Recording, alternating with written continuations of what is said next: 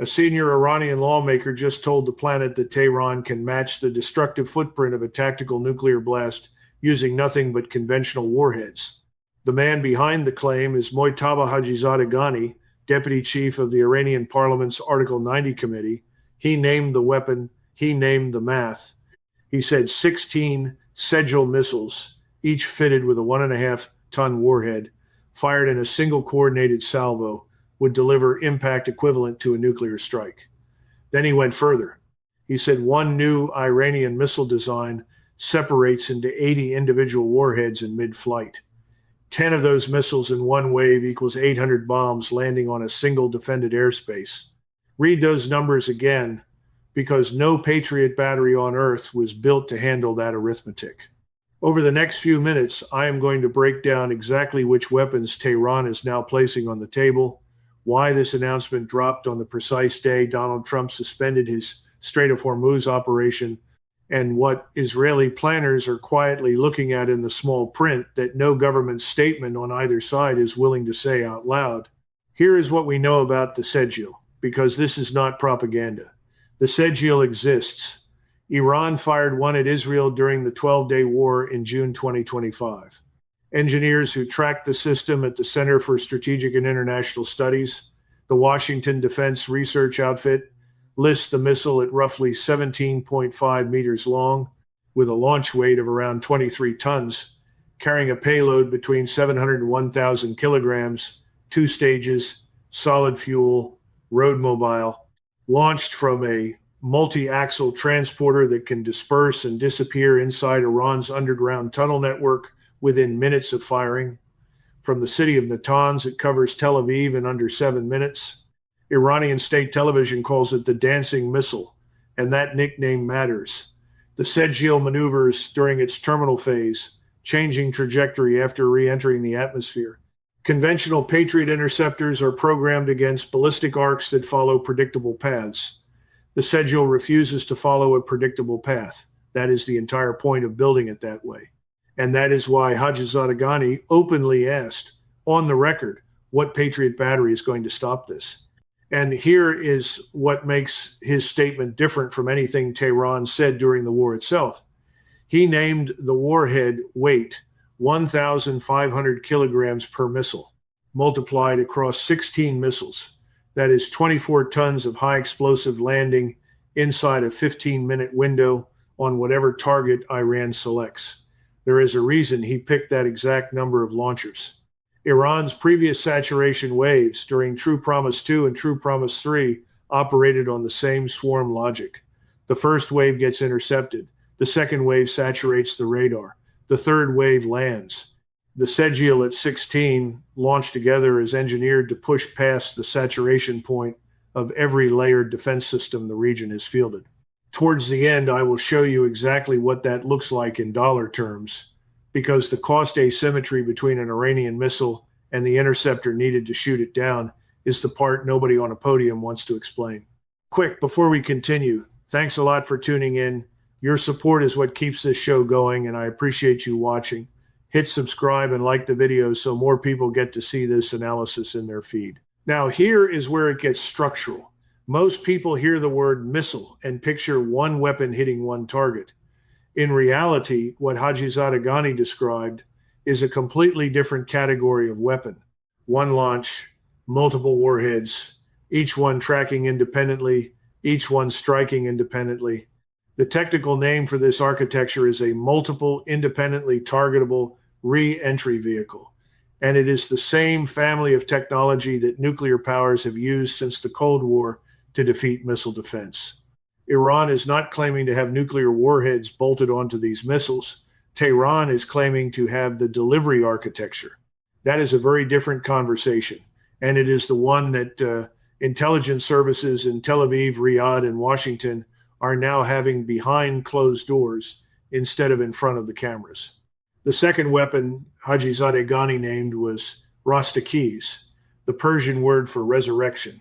According to Iranian state-aligned outlets, including Fararu and the Sharara News Service, the Rastakiz is 14 meters long, 27 tons at launch, and carries a dual warhead configuration. One side designed to deliver a tactical nuclear yield. The other side designed to detonate at altitude and trigger an electromagnetic pulse capable of disabling the power grid, the communications network, and the air defense radar coverage inside an 80 square kilometer footprint. The unveiling of the Rastakis was staged in August 2025, just weeks after the ceasefire ended the 12-day war. The timing was not random. Tehran wanted the world to know that whatever Israeli and American strikes had taken offline, Iran had already rebuilt and was now upgrading. Hajizadeh Ghani said the Rastakis could be deployed at the right time. He did not specify what right means. And here is the dimension nobody in Washington wants to calculate out loud. The Washington Post, citing Israeli intelligence sources after the 12-day war, reported that the joint U.S.-Israeli strikes had eliminated roughly half of Iran's 3,000 ballistic missiles and around 80% of its 500 missile launchers. That sounds like a victory. Until you read the next paragraph. Iran was preparing to grow its ballistic missile stockpile to at least 8,000. The strikes did not destroy that production line. They delayed it. Back in February 2025, a single cargo ship arrived at the Iranian port of Bandar Abbas carrying 1,000 tons of sodium perchlorate, the chemical oxidizer used to manufacture solid rocket fuel. By the most conservative estimate, that single shipment alone produces enough propellant for around 260 K-bar-Shekin missiles or 200 Hajj-Qassam missiles. The new generation Iran is putting back into production is not the older Shahab-3 liquid fuel design.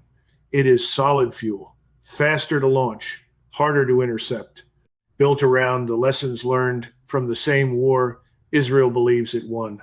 Stay with me, because what Donald Trump did at the Strait of Hormuz in the same week that Hajizadeh Ghani made his announcement tells you everything about how Washington is now reading Tehran's hand. On Sunday, the 3rd of May, 2026, Trump announced Project Freedom on Truth Social. The mission was simple on paper. The United States Navy would escort stranded commercial vessels through the Strait of Hormuz under American military protection. Pete Hegseth, the Secretary of War, framed the operation in his Pentagon briefing as defensive in nature, focused in scope, and temporary in duration. He said 6 ships had attempted to run the Iranian blockade out of Bandar Abbas during the operation's first hours. All 6 were turned around. He said American forces would not enter Iranian territorial waters. He said, "This is not an offensive operation. There is no shooting unless we are shot at first." Those are his words.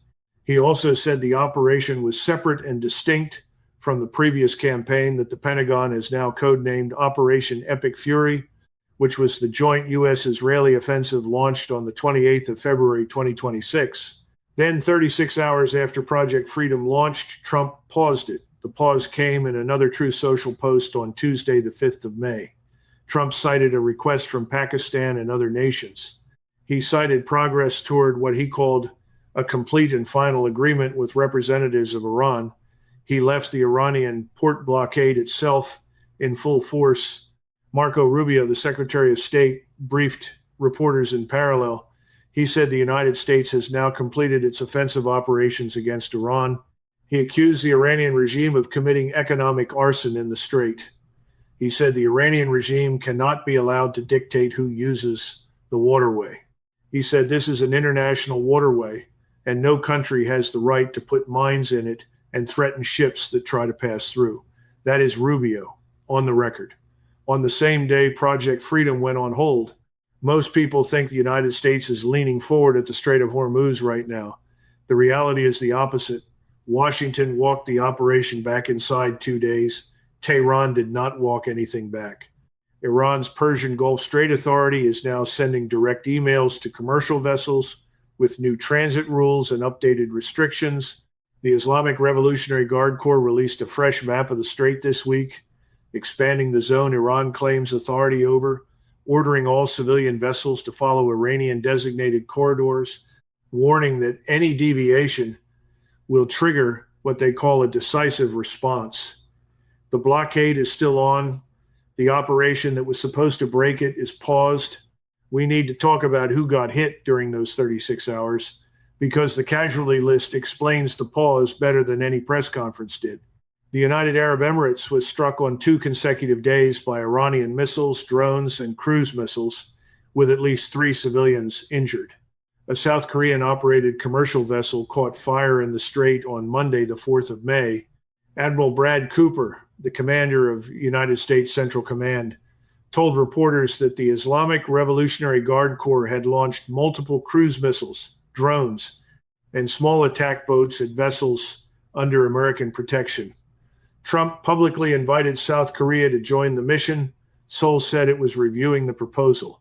That is diplomatic language for no. The Iranian Foreign Minister Abbas Araghchi flew to Beijing the same day. China remains Iran's largest oil customer. Beijing has not signaled any willingness to back the United Nations Security Council resolution that the United States is now pushing. And here is the contradiction nobody on a podium wants to address. Trump described Project Freedom as a defensive operation that Iran should respect. Senior Iranian lawmaker Ibrahim Azizi described the same operation as a violation of the existing ceasefire. Both statements were issued within hours of each other. Both governments believed the other side was breaking the rules.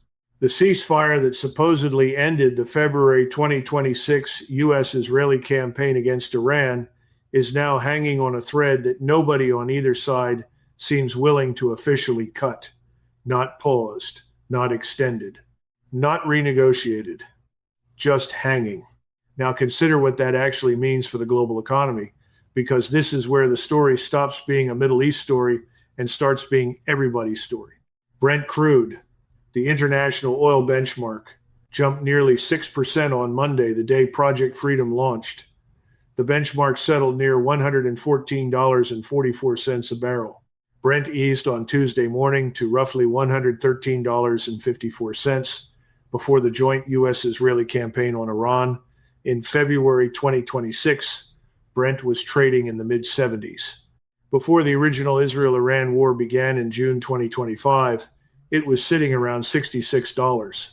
We are now 70% above the pre-war level, and the war is technically classified as in ceasefire. Read that comparison again. The price of crude is up 70% during a period that is officially classified as peace. The cost asymmetry is the part you almost never hear on the evening news. A single Sejjil missile, by the most generous Iranian production estimates, costs Tehran somewhere between $1 and $3 million to manufacture from raw materials. A single Patriot PAC-3 interceptor, the United States system designed to shoot it down, runs around $4 million per round. A THAAD interceptor runs roughly $13 million per round. Israel's Arrow 3 sits in a similar bracket. Run the maths on a single 16 missile Sejjil saturation wave. Iran spends generously $50 million. The defending side spends $300 to $400 million firing interceptors at it, assuming every interceptor performs perfectly, which they do not. Israel is spending 5 to 10 times more per engagement than Iran is. That arithmetic does not improve over time. It gets worse with every reload cycle. Now layer in everything else moving through the strait. Roughly 1/5 of global oil consumption transits Hormuz on any given day. Beyond crude, the strait carries a significant share of global liquefied natural gas exports, primarily from Qatar, which depends on the waterway for almost every cubic meter of LNG it ships. Add fertilizer, add petrochemicals, add container traffic from the Gulf states feeding the Red Sea route into Europe. 23,000 sailors carrying the flags of 87 different nations are sitting in the Persian Gulf right now, unable to move, unable to leave, paid by shipping companies that have no idea when their vessels are coming home. That is the cost the world is currently absorbing, while Trump and Hajizadeh Ghani exchange announcements through state media. Pakistan is mediating, and the role Islamabad is playing in this is bigger than the headlines suggest. Pakistani Prime Minister Shehbaz Sharif issued a public statement saying it is essential the ceasefire be upheld and respected to allow diplomatic space for dialogue. China, which has the closest economic relationship with Tehran and buys the bulk of Iran's exported oil, has come under direct pressure from Rubio at the United Nations Security Council to back a draft resolution condemning Iran's actions in the Strait. The draft resolution requires Iran to stop attacks, stop mining, stop tolling, disclose where the sea mines have been laid, and cooperate with their removal. Russia and China have not committed. Without their votes, the resolution does not pass. Share this video with anyone still convinced the ceasefire is holding, because the evidence does not support that interpretation. 16 Sejjil missiles, each carrying a 1.5-ton warhead. One new design splitting into 80 separate warheads. 10 of those missiles equals 800 bombs in a single coordinated wave. The Rastakais at 14 meters, 27 tons, dual warhead, 80 square kilometers of EMP blackout. 6 ships tried to run the Iranian blockade and got turned around. Project Freedom paused after 36 hours, the blockade still in force. Brent crude up 70% above the pre-war baseline. Patriot interceptors at $4 million each, firing at Sejjil missiles that cost Iran $1 to $3 million each. 23,000 sailors stranded, 87 flags, 1 waterway, 1 paused operation, 1 ceasefire that nobody wants to officially declare dead. What nobody on any podium has been willing to say out loud is that the announcement of the 80 warhead missile and the pause of Project Freedom did not happen on separate tracks. They landed in the same news cycle for a reason. Tehran timed the missile statement to drop while Washington was already pulling back. Trump cited progress on a deal.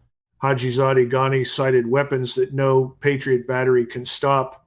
Both men were speaking to the same negotiating table. Both men were placing their cards face up. The question hanging over every chancellery in the world tonight is, which set of cards is bluffing, which set is real, and what happens to the price of every commodity on earth if it turns out neither side is bluffing at all. Thanks a lot for watching. I really appreciate your support. Join the discussion in the comments below. Let me know your thoughts. Who do you think is winning this standoff right now? Do you think this conflict is getting out of hand? Let me know. And please subscribe and like the video if you want to stay updated. And click the video on the screen to see another. I'll see you soon.